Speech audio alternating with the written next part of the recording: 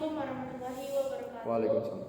Kami dari kelompok 2 yang beranggotakan saya sendiri Ibnu Brastiani dan 2 teman saya Islamati dan Rehan Wahyu. Di sini saya akan mempresentasikan hasil diskusi kami tentang jurnal oleh Billy Morris dan Calvin yang berjudul Penerapan Sistem Proteksi Arus Bocor pada Instalasi Listrik Rumah Tinggal.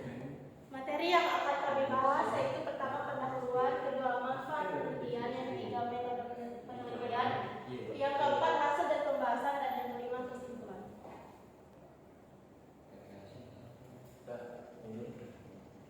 Ya, pendahuluan. Listrik adalah bagian terpenting di zaman ini. Setiap orang memerlukan listrik. Semua orang memerlukan listrik, baik itu dari masyarakat tingkat bawah sampai masyarakat tingkat menengah atas. Secara khusus, untuk kepentingan rumah tangga, listrik menjadi hal yang tidak terpisahkan dalam kebutuhan sehari-hari. Peningkatan pemakaian energi listrik memberikan dampak bagi pengguna terkhusus listrik rumah tangga.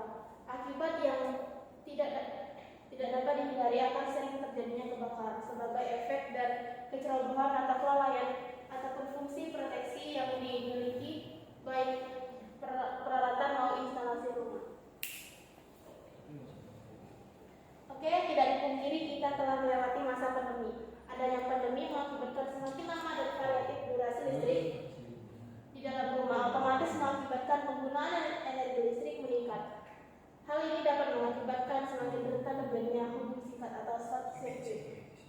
Bahkan dapat menimbulkan kebakaran. Beberapa permasalahan kelistrikan yang sering terjadi pada sisi konsumen yaitu: pertama, instalasi listrik rumah tangga yang sudah usang dan tidak lagi memenuhi syarat menurut UIL. Yang kedua, cara penggunaan yang sembarangan atau ceroboh dan tidak memperhatikan faktor keamanan. Yang ketiga, sistem pentanahan rumah tinggal yang sering tidak memenuhi syarat atau bahkan tidak ada. Yang keempat, permasalahan instalasi yang tidak profesional oleh bukan berhak atau instalator. Yang kelima, adanya perubahan instalasi penambahan jaringan yang tidak memenuhi persyaratan yang ada. Oke, penjelasan selanjutnya akan dijelaskan oleh Islamati. 3. Di sini itu manfaat penelitian. Yang pertama, memberikan suatu teori yang mengkaji penerapan sistem arus bocor dengan model LCD. Yang kedua, menjadi cara untuk uji coba keandalan alat sehingga dapat dimengerti secara teoritis dan dapat dikembangkan untuk lebih fungsional. Yang ketiga, berguna bagi masyarakat dalam menghindari hubungan singkat dan kebakaran di instalasi rumah tinggal. Yang keempat, memberikan pengamanan ekstra lebih bagi pengguna listrik di rumah sehingga dapat menghindari kecelakaan.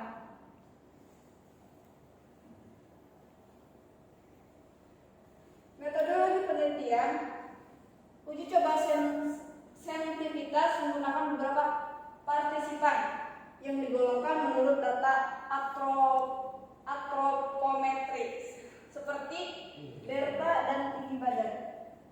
Sesudah uji coba, dibuat kesimpulan tentang keandalan alat termasuk instalasi yang dibuat. Teknik analisis data hanya untuk menentukan batasan nilai arus dan tingkat sensitivitas atau keandalan. Pada saat uji coba, hasil uji coba dijadikan patokan untuk membuat desain sesuai kebutuhan dan daya yang terpasang. Uji coba sensitivitas dilakukan dengan mempertimbangkan beberapa faktor antropometri seperti tinggi badan, berat badan, dan jarak beberapa titik ukur. Peralatan utama yaitu LCD, instalasi uji coba, desain atau simulator, dan beberapa perlengkapan lainnya. Berikut adalah pengukuran metodologi penelitian. Yang pertama, menentukan nilai arus. Kedua, membuat rancangan instalasi. Yang ketiga, memilih komponen. Yang keempat, menggunakan LCD pada instalasi rumah tinggal. Yang kelima, membuat simulator uji coba. Yang keenam, uji coba sensitivitas andalan. Yang selanjutnya akan dibawakan oleh teman saya Rehan Wahyu. Tiga.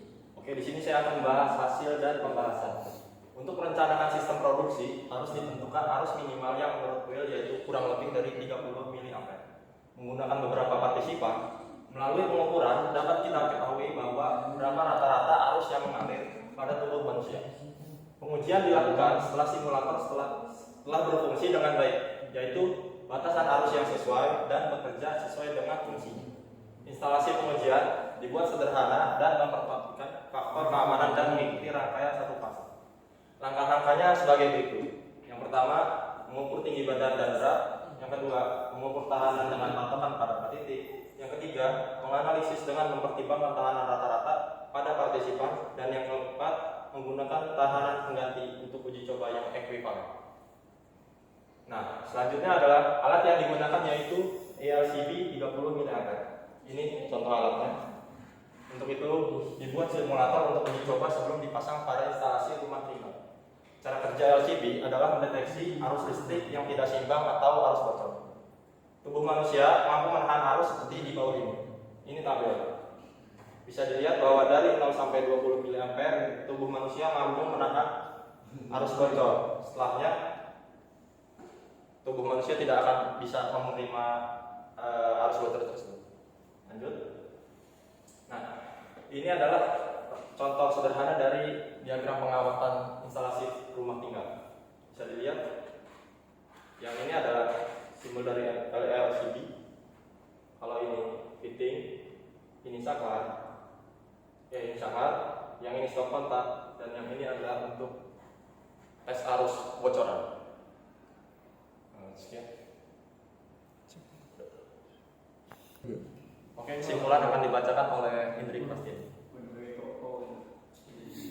Kesimpulan, sistem proteksi bocor dapat bekerja dengan baik walaupun dengan simulator. Untuk keamanan sistem harus memenuhi persyaratan Will. Hasil desain dapat diterapkan di rumah tinggal dan dengan demikian berguna bagi masyarakat. Dalam menghindari hubungan singkat dan kebakaran, faktor yang penting ialah memperhatikan sistem pertanahan harus dipertimbangkan dalam memasang LCD. Pada penerapan di rumah, untuk satu pasang dapat dipasang sesudah instalasi LCD. Agar penerapan sistem harus bocor model LCD yang dapat digunakan secara mudah dan sederhana, maka instalasi rumah tinggal harus diukur tahanan instalasinya sehingga memenuhi Will. Perlu dipertimbangkan untuk sistem pertanahan sehingga instalasi dapat dioperasikan sesuai dengan yang diharapkan. Sekian presentasi dari kelompok kami. Kurang lebihnya mohon maaf. Kalau nggak dimaafin, ya udah.